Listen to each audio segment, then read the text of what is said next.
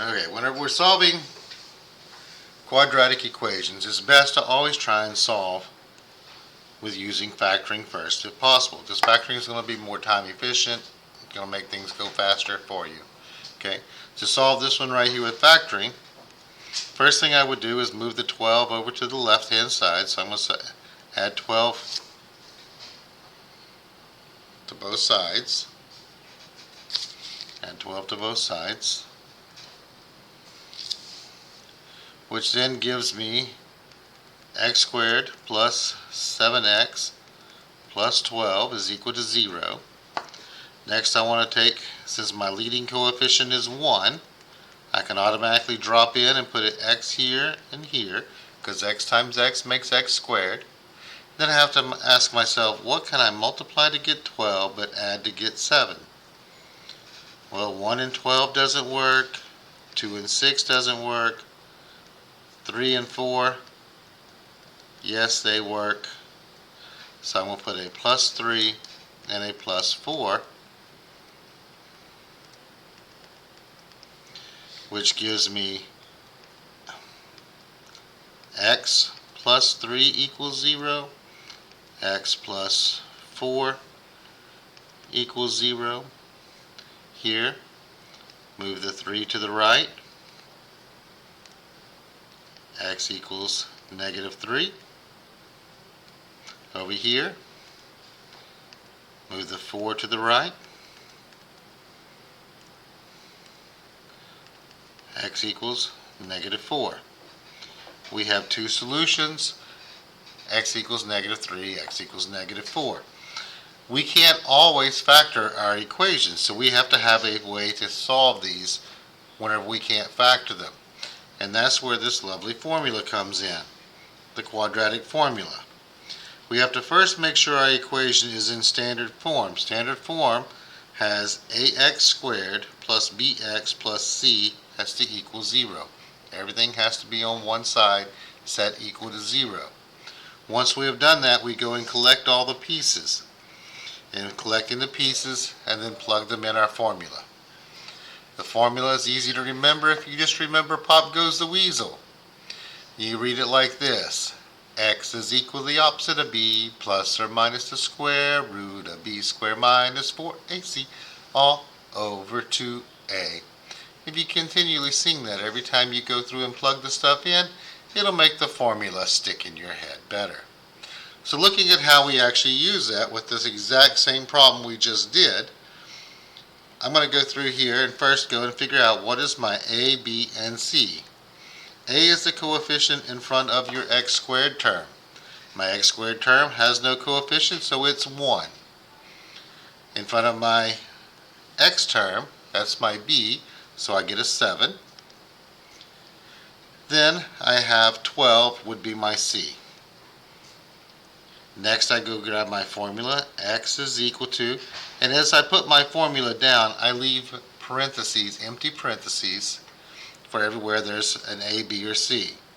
So x is equal to the opposite of b, plus or minus the square root of b squared minus 4 times a times c all over 2 times a.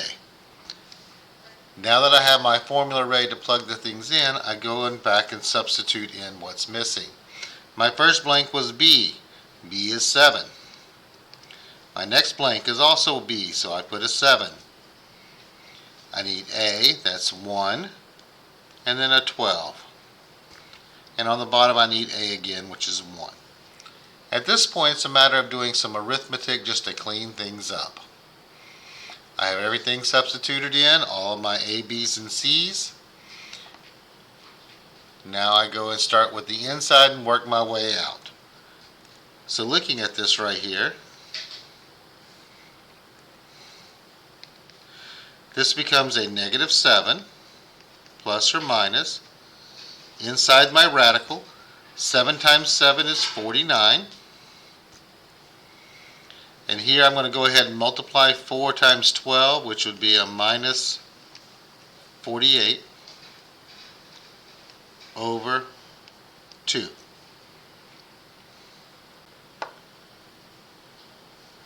Go ahead and do my addition problem that's underneath the radical.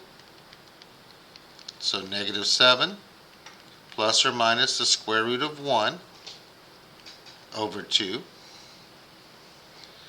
which this becomes negative 7 plus or minus 1 over 2. And at this point we need to separate this out into two separate problems because I got a nice perfect square underneath my radical. The perfect square under the radical tells me that I now have negative 7 plus 1 over 2 that I need to work out.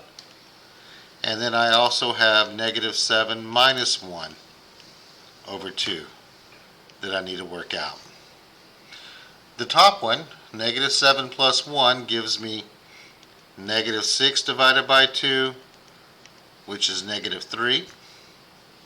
The bottom one gives me a negative 8 divided by 2, which is negative 4.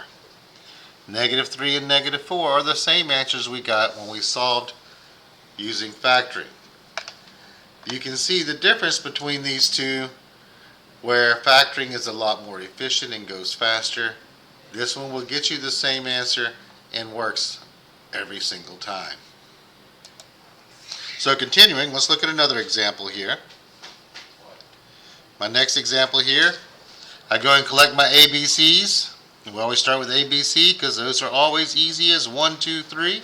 So I have a 2, a 1, and a negative 6 here. I write down my formula. It's a good habit to get into to always write down your formulas with the empty blanks for your variables. So that way it's easier to make things plugged in and not put things in wrong spots. So we go through right here, and we have B goes in this spot here and here, A goes in this spot here and here, and then C goes right here. Now that we have those plugged in, it's going to be a matter of doing some arithmetic. So going through and doing a little bit of simplifying now. We're going to go through right here and have a negative 1 plus or minus the square root of 1 plus 48 divided by 4, which this now simplifies to negative 1 plus or minus the square root of 49 divided by 4, which becomes negative 1 plus or minus 7. Since I had a perfect square again, I separate these two out as to two separate problems. Negative 1 plus 7 divided by 4, negative 1 minus 7 divided by 4. The top one up here, I get 6 over 4, which reduces to 3 over 2. The bottom one, I get negative 8 divided by 4, which is negative 2.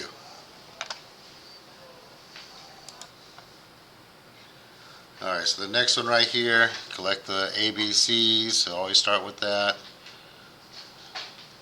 Get those put into your little blanks. If you always start collecting your ABCs, makes things easier. Write down your formula then and then go plug stuff in.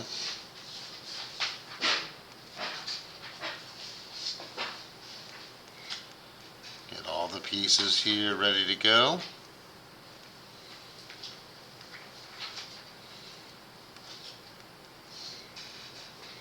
Then you go plug in the pieces into the formula.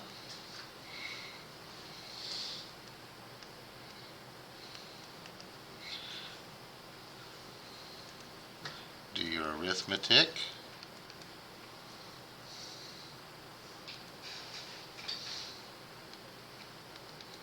Simplifying each piece along the way as you go.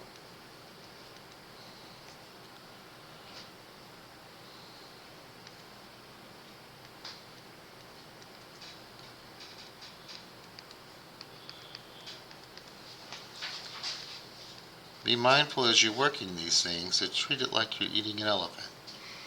One little bite at a time.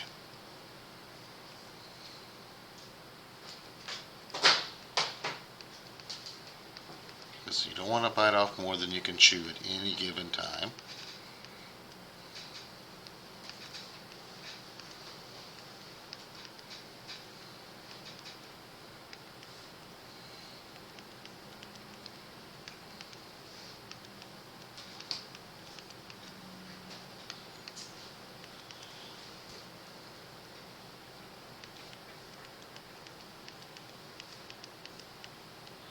And as we go through and work these out, be mindful that these are probably not the most efficient way to work these problems. Again, factoring would be the most efficient and best way to, but if you get stuck and can't remember to factor, this works every time we go to solve the problems. In our last example here, we're going to go through and collect our ABCs. I always start with those. So I start with plugging them into the little blanks, my A, my B, and my C.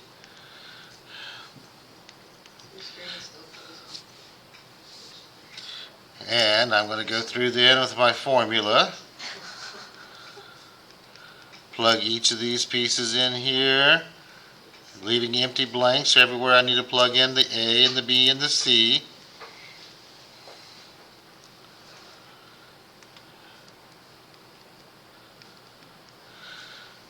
Notice this time my B is a negative, so I'll make sure I put my negative with it every time I plug it in. Then I have my A and then my C. Everything has been plugged in. We go and do a little bit of arithmetic. First thing I've got here, I have two negatives at the top of there, so that's going to give me a positive. Inside here, I have to do a negative 11 times a negative 11, which makes that one positive as well. You know it's on freeze, right? Yes.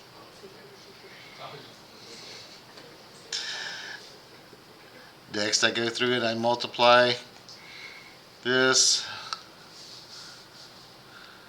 out here, and gives me 12 on the bottom. So I now have here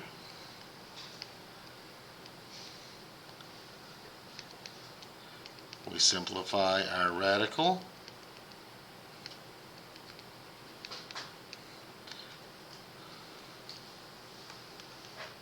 Make our two distinct problems.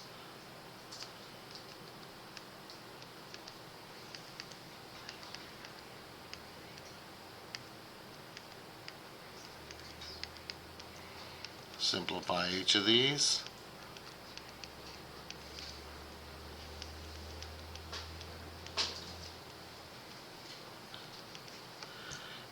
Here we have